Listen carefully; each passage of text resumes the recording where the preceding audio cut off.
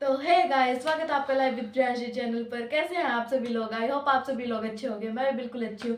तो गाइस, आज की वीडियो बहुत ही ज़्यादा खास होने वाली है, क्योंकि आज की वीडियो में नितेश बताओ क्या बात करने वाले हैं।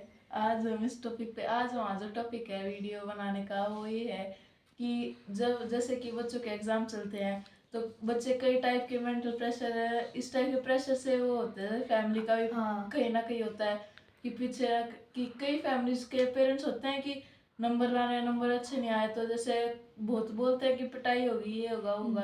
तो उस पे मतलब जैसे हमारे पेरेंट्स ने तो कभी ऐसा करा नहीं कि तेरे मार्क्स नहीं आएंगे तो तेरी पिटाई होगी। हाँ तो हम ये बताना चाहते हैं इस वीडियो के माध्यम से कि है ना, जो एक बच्चा प्रेशर फेस करता है जैसे हम हैं, हम दोनों जैसे अपने एग्जाम्स देते हैं तो हमें किस टाइप की दिक्कतें फेस होती हैं या हम किस टाइप का प्रेशर फेस करते हैं, तो इस वीडियो में हम वही बताने चाहते हैं। और क्या हम कैसे उन्हें ना मतलब ओवरकम करते हैं, कि उन्हें कम करते हैं, हमारे ऊपर वो नहीं होने देते हम उन्हें। हाँ, लेकिन भाई कभी कभी ये भी बहुत ज़्यादा प्रेशर मान जाते हैं छोटी छोटी चीज़ों को लेकर, तो वो भी आपको इस वीडियो में पता चलेगा। तो अब जानते हैं इनसे एक एक करके इनके विचार। तो सबसे पहले बात करते हैं प्रियांशी थे। प्रियांशी ने जो कि 10th से जा चुकी है, 11th में हो चुकी है। तो प्रियांशी, आपको कैसा लगता है? जैसे मतलब PT2 के PT1 के ये एग्ज़ाम्स होते हैं, इनमें भी प्रेशर फील होता है? नहीं, इनमें तो प्रेशर फील नहीं होता, क्योंकि इनमें क्या होता है, दो तीन चैप्टर करके आते हैं। तो ये तो एक ऐसा हो जाता है कि क्लास टेस्ट जैसे लेते हैं ना, उसमें फर्क क्या होता है, मैम एक चैप्टर का ले लेते हैं, इसमें 2 या 3 चैप्टर आ जाते हैं। तो इतना ज्यादा बर्डन इनमें फील नहीं होता। लेकिन हाँ, ईयरली और एनुअल होते हैं ना, उसमें पता लगता है असली चीज तो, क्योंकि उसमें बहुत ज्यादा सिलेबस आता है एक ही साथ।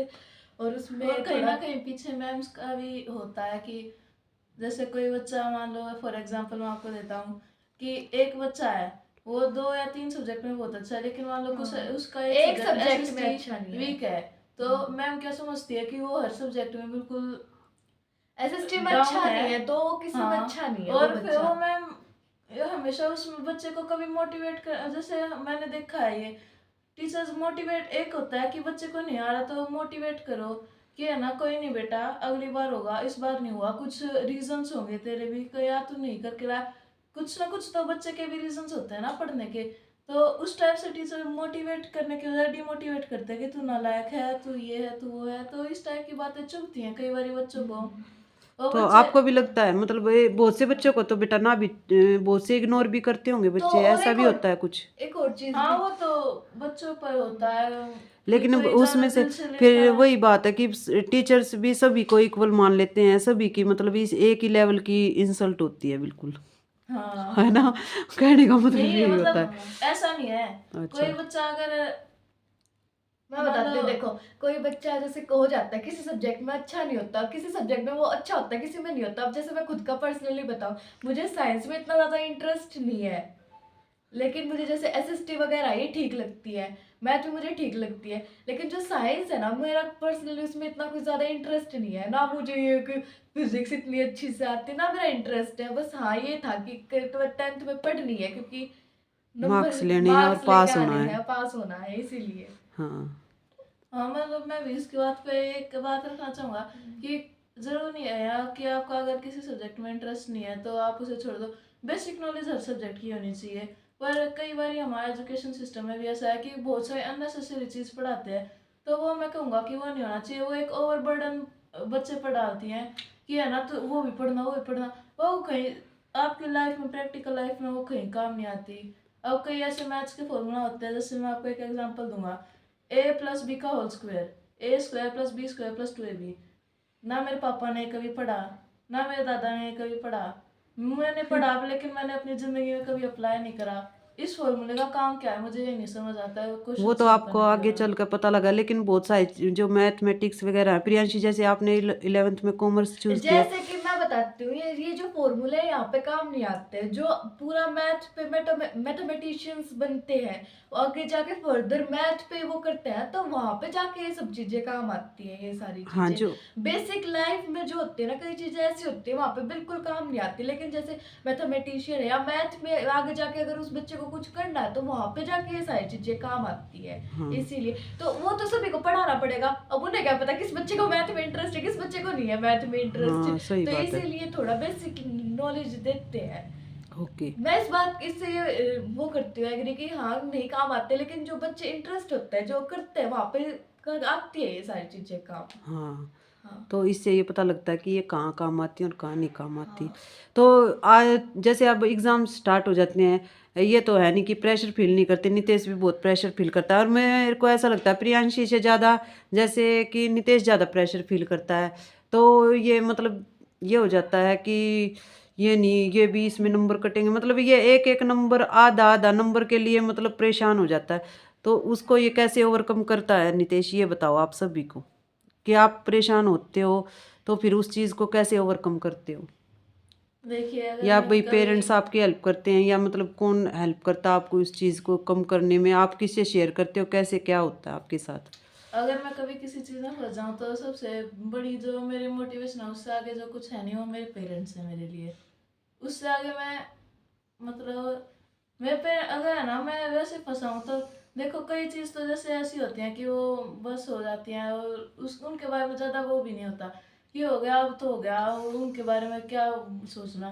तो कई चीज़ तो ऐसे टल जाती हैं, पर एक दो चीज़ होती है जो ज़्यादा मतलब मैम की भी कभी बात ऐसी होती है जो मतलब ज़्यादा दिल में रहती हैं, तो उनको जो निकालने का वो काम करते हैं वो मेरे मम्मी पापा करते हैं। जैसे मतलब कि नितेश ऐसा है कि दिल से ज़्यादा सोचता है और इसको छोटी छोटी चीज़ें, जैसे मतलब कोई और भी बच्चा जैसे मतलब इनोसेंट है और उसको भी सुनने को पड़ जाती है, तो ये उस चीज़ को भी अपने दिल से रिलेट कर लेता है कि भाई उसको ये चीज़ है, ऐसे डिमोटिवेट हो जाते हैं बच्चे, मम्मी ऐसा होता है वैसा होता है।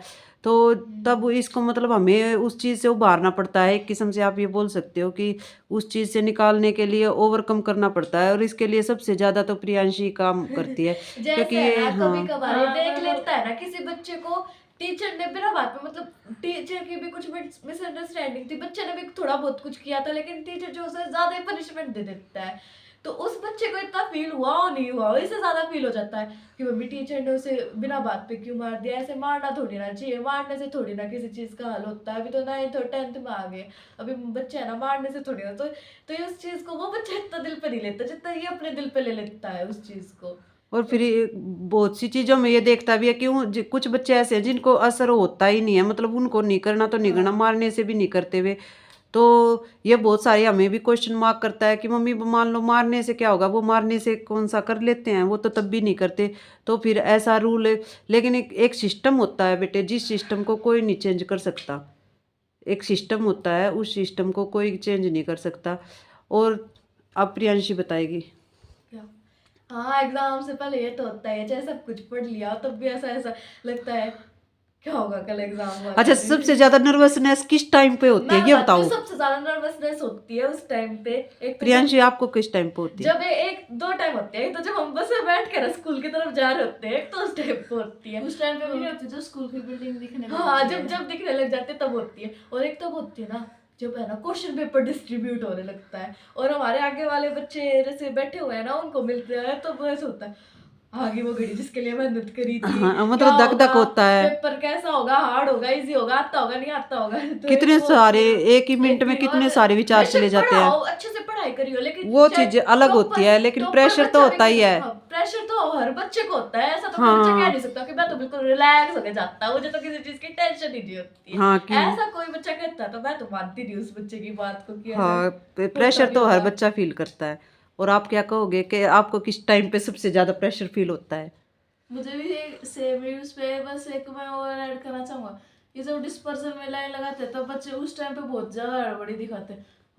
कैसा पेपर हुआ, कैसा पेपर हुआ। दोस्त दोस्त से पूछे सुन मैं ना अगर वहां से नहीं आया ना तो मैं ऐसे ऐसे इशारे करूंगा, दो का मतलब समझ जाइए, तीन का मतलब समझ जाइए। तो देखिए गाइस, इसमें सभी एक बार आपके मैं आपसे वीडियोस। ना एक इंसिडेंट शेयर करती हूँ। तो पता है क्या हुआ, तो एक दिन क्या हुआ, मेरे से आगे वाली लड़की है ना बैठी हुई थी, तो वो मुझसे पूछ रही थी, तो मैंने भी उसे बता दिया इसका ये था। एक नए सर थे वो, मतलब उन्हें इतने दिन नहीं हुए थे ज्वाइन करे हुए को, वो कह रहे हाँ बेटा कर ली चीटिंग। मेरे उस पे ना इतना दिल धड़क वो हुआ, मैं उसके बारे में इतना सोचने लगी कि अगर ये टीचर ना होता कोई और टीचर होता उसकी वजह से मैं फंस जाती, ये हो जाता, ये हो जाता, वो हो जाता। लेकिन प्रियांशी ने उस दिन का दिन है, आज का दिन है, कभी मैंने किसी को नहीं बताया फिर किसी को भी ना, मैं पूछती ना मैं बताती फिर। इस चीज से बहुत डर लगता है इसको। हाँ फंस जाने से हाँ, बिना बात पे। बल्कि मार्क्स कम आ जाए, पेपर कम आ रहा है, वो चीज चल हमारे जाती मम्मी है। पापा भी यही कहते हैं बेशक है ना मार्क्स कम आ जाए लेकिन जितने भी आए ना तुम्हारी ईमानदारी के होने चाहिए, ये चीज जो है हाँ ना देखो अगर चाहे तुम्हें यार हाई मार्क्स भी लिया है लेकिन तुम्हें उस चीज की नॉलेज ही नहीं है तो फायदा कुछ नहीं है उन ज्यादा मार्क्सों का। एक बार पेरेंट्स भी देख के खुश हो जाएंगे, तुम भी खुश हो जाओगे, फिर वो चीज ओवर है, क्योंकि वो चीज तुम्हें दोबारा कभी नहीं मिलने वाली है लाइफ में। एक बार तुमने जो चीज सीख ली ना उस स्टेज पे, फिर वो तुम कभी भी नहीं सीख सकते हो। और कम मार्क्स आने का मतलब एक मैं ये ऐड करना चाहूंगा, फेलियर नहीं होता, वो सिर्फ ये बताता है कि अभी तुम्हें किस किस चीज में इम्प्रूवमेंट करनी है। एक तो होता है कि मैं फेल हो गया, फेलियर नहीं होता, वो कुछ ना कुछ लर्निंग ही देता है। अगर आपके कम मार्क्स वो आपको हेल्प करता है तो आप- सक्सेस के तक जाने के लिए। हाँ हाँ, तो नितेश अपनी बात को कंप्लीट करो।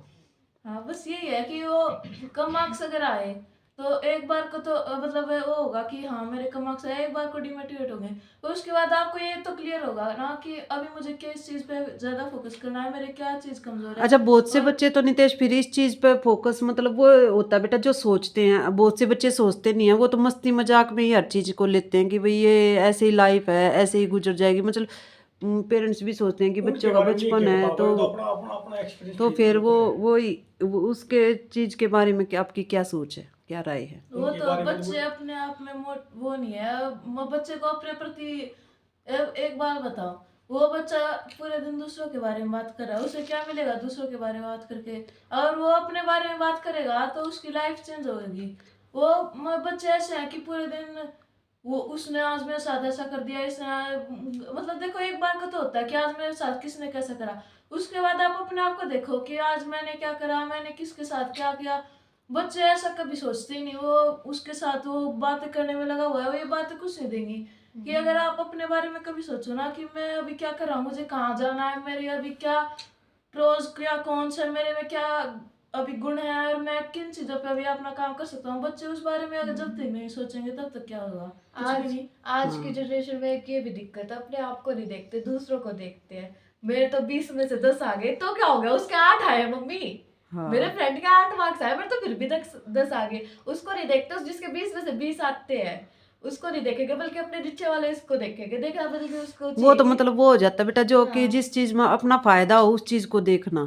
ये नहीं होता कि ज्यादा वाले को देखते हैं या कम वाले को देखते हैं। जैसे बहुत सी चीजों में ज्यादा वाले को नहीं देखना चाहिए, कम वाले को देखना चाहिए। बहुत सी चीजों में जैसे कि हमारी लाइफ में अब इस बात के साथ इस चीज को खत्म करेंगे कि मान लो कभी हमारी लाइफ में ऐसा होता है कि मान लो किसी के पास इतने बड़े मकान हो के भी वो सोचता है कि मेरे और अच्छा हो और सेक्टर में और ये हो और वो हो, लेकिन उस चीज़ पे आदमी को ये सोचना चाहिए कि बहुत से आदमी रोड पे भी सो रहे हैं, हमारे पास इतना कुछ है।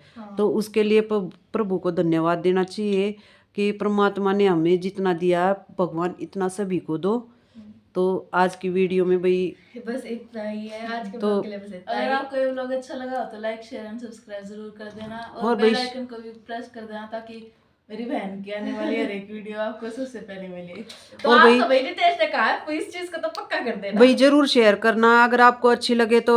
किसी बच्चे को मान लो इससे कुछ वो मिले कि भाई अपने बारे में सोचना चाहिए, इस तरीके से ये Help करना मिले, चाहिए, उसे उसे motivation मोटिवेशन मिले मिले थोड़ी सी कि भाई ये कम मार्क्स आए भले ही कम आए, लेकिन जो अपने मन की बात हो। बेटा ये जरूर कहना चाहूंगी मैं लास्ट में कि कुछ भी हो किसी लाइफ में, कितना भी छोटा हो चाहे बड़े हो, कम आए कोई दिक्कत नहीं, अपने पेरेंट्स से खुल के बात करो, खुल के अपनी बल्कि ना अपने पेरेंट्स को ही अपने सच्चे दोस्त बनाओ। इस एज में बाहर के दोस्त बहुत हो जाते हैं, लेकिन इसी एज में ऐसा होता है अगर आप गलत संगत आपने पकड़ ली तो आपकी लाइफ खराब हो सकती है। ये एज ऐसी होती है। तो इस एज में सबसे ज़्यादा बच्चे अगर हमारी वीडियो को देखें तो बेटा अपने पेरेंट्स को ही अपना फ्रेंड बनाओ, उनसे अच्छा आपका दोस्त कोई नहीं हो सकता। और भाई पेरेंट्स भी अगर कम आए कोई नहीं, अपने बच्चे की प्रॉब्लम्स देखो समझो और उसका कुछ ना कुछ सोल्यूशन निकालो। और बेटा अपने आप को भी आप अपने पेरेंट्स से अपनी प्रॉब्लम को शेयर करो, ताकि पेरेंट्स से अच्छा आपका किसी भी प्रॉब्लम का कोई भी सोल्यूशन पेरेंट्स से अच्छा कोई भी नहीं निकाल सकता। पेरेंट्स ही आपकी हर प्रॉब्लम का हल निकाल सकते हैं।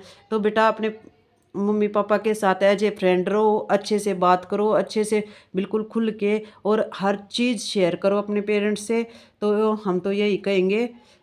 तो आज के लिए इतना ही। अगर आपको मान लो थोड़ा हम कुछ ज़्यादा बोले हो तो उसके लिए, अगर आपको अच्छा ना लगे तो उसके लिए सॉरी। और जैसे हमारी सोच है वैसे हमने आपके सामने रख दी। तो आज के लिए इतना ही, मिलते हैं नेक्स्ट ब्लॉग में। बाय। बाय।